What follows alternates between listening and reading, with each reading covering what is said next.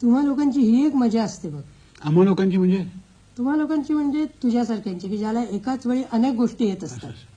म्हणजे गायन, वादन, नाटक, सिनेमा, रेडिओ, टीव्ही, लेखन वगैरे वगैरे वगैरे. म्हणजे एक ना धड भाराभर चिंता जना करते. तू काही म्हण त्याला, पण खरोखर आणि एकेकाळी ज्यावेळेला हे सगळं एकाच वेळी चालू होतं धूमधडाक्याने अगदी, तेव्हा किती लोकांची दाद, कौतुक, मान सन्मान, लोकप्रियता. काय मान सन्मान लोकप्रियता म्हणालीस का? बापरे, थांब थांब काय छे छे. लोकप्रियता मान सन्मान म्हटलं ना की मला एक प्रसंग आठवतो. कुठला? आज सुद्धा काटा येतो अंगावरती माझ्या. एकदा तुला आठवतंय, पुष्कळ वर्ष झाली त्याला. एक सकाळी पहाटे साधारणतः 6-6:30च्या सुमारला एक म्हातारे ग्रस्त दारात आले. त्यांच्या बरोबर एक त्यांचा मुलगा होता, काहीतरी 18-20 वर्षाचा. पुण्याला. आणि मी दार वगैरे उघडलं. बेल ऐकल्यानंतर ते म्हणाले, ते देशपांडे ते तुम्हीच का? म्हटलं ते देशपांडे म्हणजे ते म्हणजे बाजीप्रभू वगैरे आम्ही नाही. अहो थट्टा काय करताय? ते हो ते ह्याच्यात असतात, ते नाटकात वगैरे असतात, ते नाटका फिटकात भेटत नसतो. अहो तुम्ही काय बोलूच देत नाही आम्हाला. अहो तसं नाही, पण काय झालं? हा आमचा मुलगा, मी नाटकात असतो का बोलतो. हा आमचा मुलगा. बरं मग काय, याला नाटकात घ्या. नाटकात घेऊ म्हणजे हा काय अभिनय वगैरे करतो का? अहो कुठला अभिनय करतो, त्याला अभिनय कशाशी खातात हे सुद्धा माहिती नाहीये. बरं काही गातो. अहो त्याला जनगण मन नाही म्हणता येत. मग काही लेखन वगैरे, छे लेखन, पोस्टाचं कार्ड सुद्धा लिहिता येत नाही त्याला. मग करतो काय? अहो काही करत नाही, नालायक आहे. म्हणून तर सांगायला आलो की त्याला घ्या तुमच्या नाटकामध्ये म्हणून. हे मान सन्मान आमचे. अरे असं एखादा अनुभव असायचा. पण तू आता सांग की प्रेक्षक, श्रोते, वाचक किती लोकांकडून दाद, कौतुक, शाबासकी मिळाली सांग. आता एक आपला बटाट्याची चाळ हाच कार्यक्रम घे, किती वेगवेगळ्या क्षेत्रातले लोक प्रेक्षकात असायचे. वा. केशवराव दाते आले होते, आठवते? केशवराव दाते आले होते. नंतर केसरबाई केरकर होत्या. पंडित रविशंकर आले होते. नंतर शंभू मित्रा, तृप्ती मित्रा आणि दुर्गाबाई खोटे आले होते. ते तर मला चांगलं काय दिसायची रे बाई. वा. दुर्गाबाई आल्या होत्या ना, त्या इंटरव्ह्यूमध्ये मला भेटायला आल्या आणि बरोबर माझं बटाट्याची चाळ पुस्तक घेऊन आल्या होत्या. आणि एखाद्या शाळेतल्या मुलीसारखे म्हणाले, याच्यावर तुमची मला स्वाक्षरी पाहिजे. मी देखील ताटात स्वाक्षरी वगैरे करून दिली. मला आठवतंय यशवंतराव चव्हाण आणि अत्रे आले होते. ते बापरे काय हसत होते. पण यशवंतरावांनी मला काय सांगितलं इंटरव्ह्यू नंतर माहितीये का, आयुष्यात इतका मी कधी हसलो नव्हतो. खरंच खूप हसलो. आणि अत्र्यांचं तर काय विचार नकोस. अत्रे पहिल्या रांकेत मी पाहिले आणि माझ्या पोटात जो गोळा आला, अरे बापरे म्हटलं मेलो आता. पण इंटरव्ह्यूमध्ये ते आले, पाठीवरती थाप बीप मारली जोरामध्ये.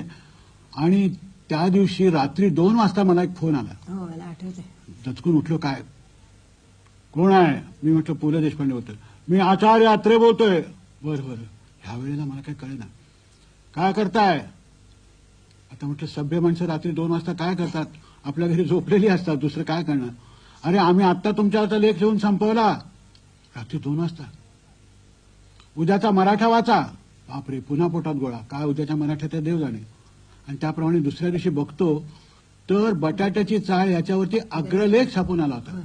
शाट झालो मी.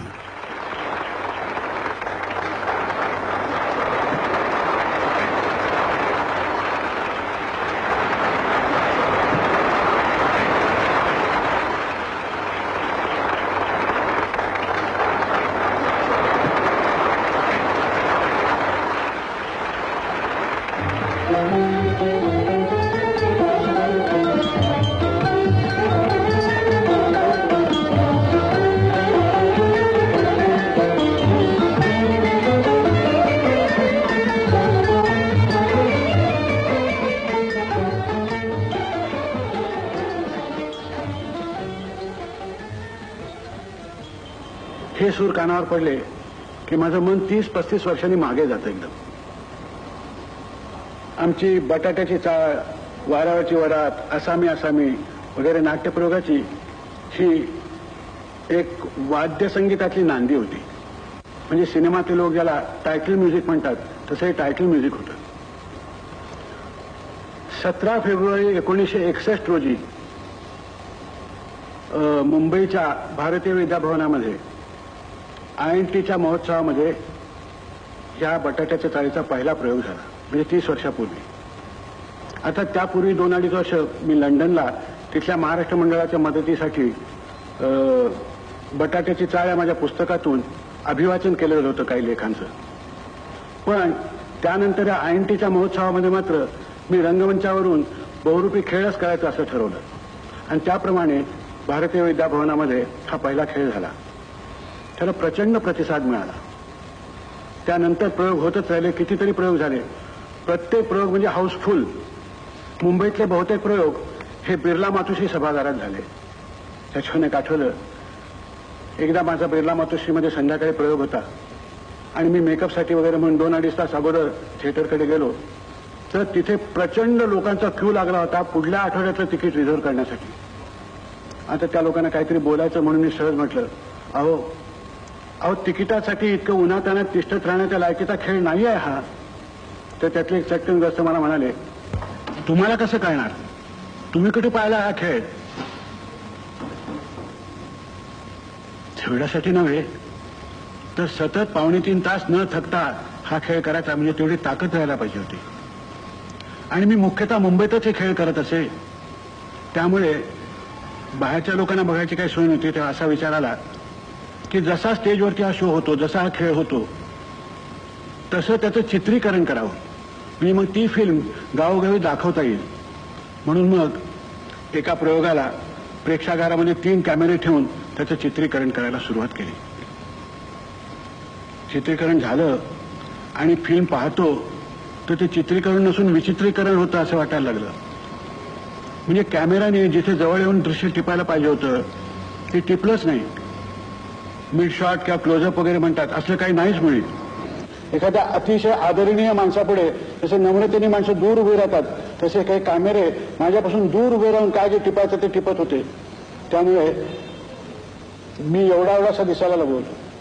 आता दुरून डोंगर साजरे म्हणतात तसं मी देखील दुरून साजरा दिसतो असं त्या कॅमेरावाल्यांना वाटलं की काय देव झाली. थोडक्यात सांगायचं म्हणजे प्रेक्षागारात 2ऱ्या-3ऱ्या रांगेत बसलेल्या माणसाला जसं दृश्य दिसतं तसं न दिसता लांब कुठेतरी पिठात शेवटच्या खुर्चीवर बसलेल्या माणसाला ते दृश्य दिसतं आणि माणसं एवढी दिसतात तसा मी दिसायला लागलो. पण ती चूक सुधारण्याची काही शक्यताही नव्हती. त्यामुळे ही फिल्म पडद्यावर येण्याच्या ऐवजी गेली 25 वर्ष पडदानशीन होऊन डब्यात पडून राहिलेली होती.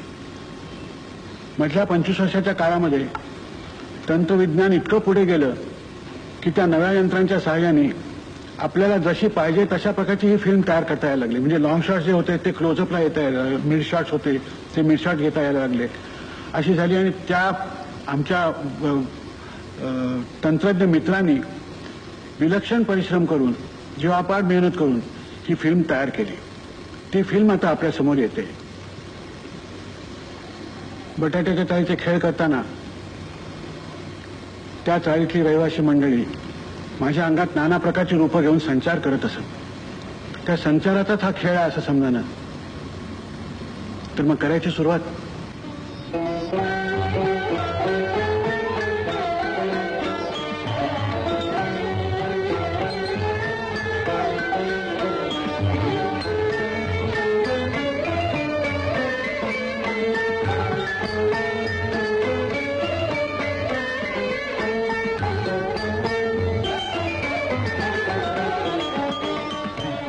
बटाट्याची चाळ. लहानपणी आमच्या दाराशी एक बहुरूपी येत असे.